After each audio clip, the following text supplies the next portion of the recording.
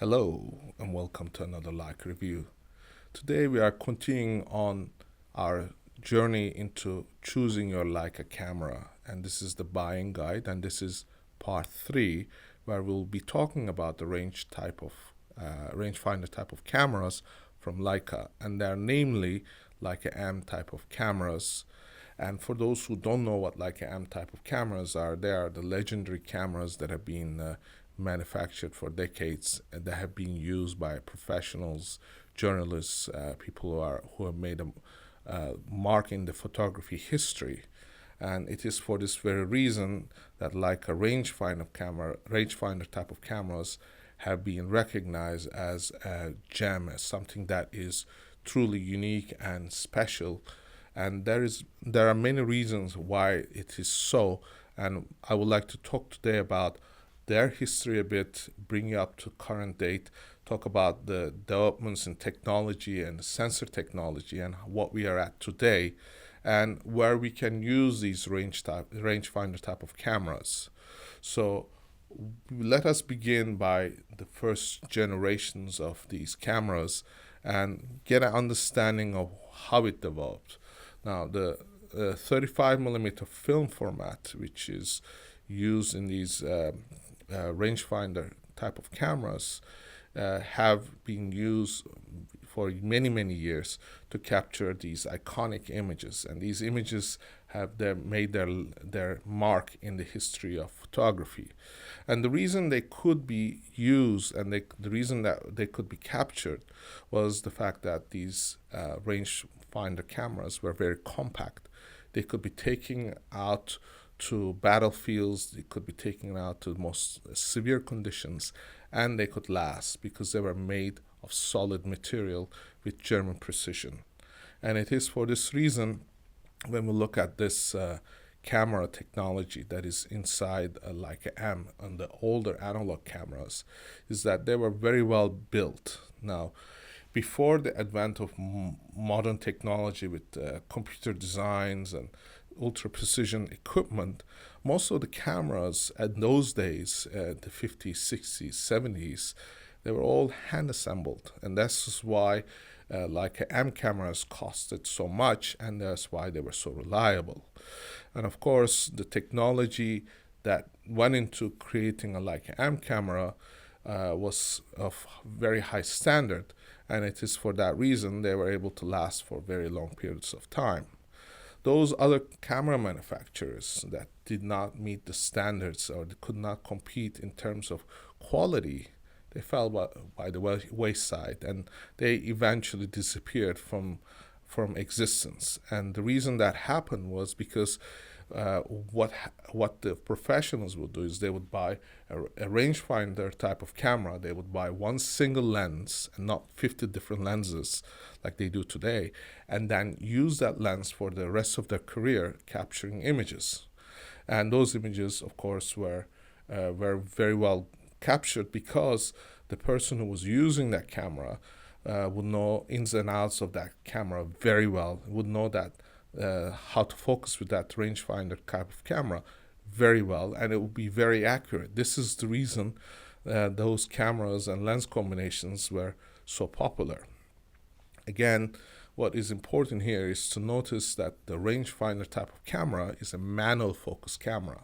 What that means is that you need to build the skill set, you need to have the consistency to be able to operate this camera, which requires a certain degree of skill and knowledge. And it is for that very reason, in today's age, that people are shying away from using a rangefinder camera because they do not want to learn about the aperture, the ISO, they don't want to learn about the shutter speed, how to manually focus a rangefinder camera. Although these may seem simple to someone who's learned it, to a lot of people that is very challenging. That's why they gravitate to automatic focus cameras or autofocus cameras. But for those who appreciate the beauty and the simplicity of a rangefinder camera, Leica M is the Rolls Royce of it. It's the epitome of quality and style that has gone into reducing a camera to its most minimalistic terms. Now, those cameras that were being manufactured at the time, of course, were very different than what's being manufactured today. As I said, they were hand assembled. So those cameras that were manufactured in the Far East, they took a different route. They took a different road that led them to a different path where they serviced a certain type of commercial photographer, like the fashion photographer, or they service the sports photographer, the nature photography, photographers that use their cameras for weddings, that needed zooms and all variety of different lenses, and that was their main aim. Of course, their cameras were not as well built, and they took many years to adopt some of the technologies that were invented by Leica into their cameras. What has happened, though, over the period of time is they got very good at copying technologies. They invented their own technology, eventually surpassed everyone else to be the market leaders. So today, most of the cameras that are the market leader cameras come out of Japan. The Leica cameras, on the other hand, are special cameras. They are not mass produced like some of the other cameras, and those cameras are designed to be cherished and used for long periods of time. That's why today the analog cameras from Leica are still being manufactured and still being assembled in Germany for the use of those people who appreciate these types of cameras. Of course, as the technology advanced, the digital technology was ushered in, and we see this tremendous change in the quality of the images. The earlier versions of digital cameras lacked the quality of images, they lacked the consistency, they had a lot of noise, and eventually technology caught up, the software caught up, and the quality became almost better than what you would capture on film, because film has a certain dynamic range, it has certain characteristics, it has certain amount of what we call noise that comes from the way the chemicals on the film renders an image. Now, today's cameras are almost noise-free, create images that are very accurate, and they are almost clinical to a certain extent, and these characteristics are often shunned because what has happened is that technology not only moved from cameras, but it entered to smartphones. And smartphones today are the most used type of cameras. Some people do not consider them cameras, but they are cameras in their most basic sense. And that's why platforms like Instagram and online platforms like Facebook have developed and flourished because people are able to share their photographs almost instantly. And that, in a way, was the downfall of many of the digital cameras, because they could not take the technology, immediately transfer it onto a smartphone or a computer, and then post it. There was a big bit of lag in between. Of course, the images were not there, but the rate at which somebody with a smartphone was photographing was so much faster, and posting was so much faster, that they got the upper hand, and they created these monstrous entities that we call YouTubers or Instagrammers and Facebookers that collect money and create income from posting images with their smartphones. And this has become a branding thing. Now, I'm not criticizing them. This is just the natural evolution of technology. It creates different platforms where people make money and create different professions, and that is the way it operates. Now, for those who have championed their existence on creating beautiful images, they gravitate on things like creating the best color rendition, best skin tones, accuracy, detail, macro contrast. Those are the type of images that get printed in books, they get published, they get put on walls and enter museums. None of those images that are being produced by Instagram or other platforms are ever going to make it past a day's post or a week's post or 2 months post. What is going to happen, those images that survive are going to be the ones that are taken by professional cameras. And that's why a Leica M Rangefinder camera is here to stay. And as much as most people shun the fact that it's a mechanical camera, a mechanical focusing system, it is what makes it unique, because first of all, it slows the process down, allows you to focus on composition, which is the most critical element of photography, and then you are able to create images based on that look, based on that framing that you get from a rangefinder kind of camera. And of course, as the technology moves forward, we are seeing a higher and higher quality of images that come from the improvements in sensor technology, as well as the transfer rates that happen between the captured image data into the buffer, into the memory card. So in that respect, the technology is going to advance, and we're going to see higher and higher megapixel cameras, and that is going to go into a point where we're going to have these images that are going to give us such high quality, such high density, high micro contrast, that we are going to almost not be able to differentiate between an image taken by a full frame camera versus for example, a medium format camera, because the quality is going to be very high.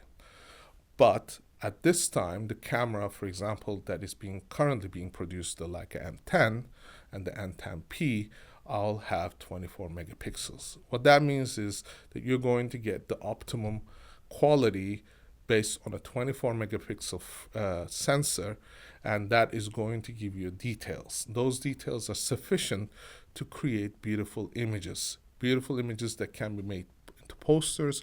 It can be used for product photography, fashion photography, if you know how to take your time and create images using those tools.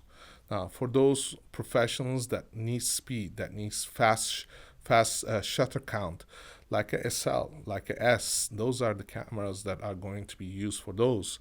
But if you are the type of person who appreciates using, for example, a rangefinder camera, and you do not need to accelerate your speed of use, and you're happy with the commercial side of it, then Leica M is a very professional camera. It can be used for multiple applications, mostly for reportage, street photography. These are kind of photography applications that this camera is very good at, because first of all, it's a conversation starter. If you take a Leica M range type of camera to any place and you put it onto a table, people are going to talk about it, because it's a beautiful camera, it is well recognized, and people open up to it. But if you took a DSLR type of camera from any other manufacturer, put it there, people are going to shun away, because what is being associated with those cameras are paparazzis, people who use those images to create things that are going to cause chaos, things that people not appreciate, because it's the invasion of privacy that happens. But the fact that you're using a rangefinder type of camera gives you that accessibility. And more importantly, it is easier to carry, because if you take a DSLR, it's large, it's got a big body, it weighs heavy. But if you take a rangefinder kind of camera, then you can put it into your bag, carry it all day, and not be tired by it. So it is for that very reason I like to use these rangefinder kind of cameras for their specific applications. Now, there are, of course, differences which we're going to talk in the second part about the rangefinder kind of cameras, but those are going to be like a M8, M9, M10, and soon to be going to be M11, which will come out in probably in a year and a half. So these are the kind of cameras that we'll be looking into. What is important, though, overall, is to understand that rangefinder technology, despite the fact that we have gone from analog to digital, is a technology that basically relies on the abilities of the photographer. That means the skill of the camera is not going to change. It's going to be the skill of the person that is going to be able to capture that image. What has happened is that a lot of times the cameras aid the person to capture great images. So they have image stabilization, they have auto corrections, they have all kinds of settings to make the frame look good. What is happening, though, is it made people not understand well, how the photography is and how the photography process works. It is for that very reason, getting down to the basics of using a rangefinder type of camera is very beneficial if you want to improve your photography. Now, in the next section, which we're going to be talking about again with the rangefinder cameras, is the difference between all these different type of digital cameras and how you can use it to create better images, and how to use that most efficiently, and how to choose the right lens for your application. So I thank you for now for watching this review and this tutorial, and I look forward to seeing you in our next tutorial. Thank you for watching.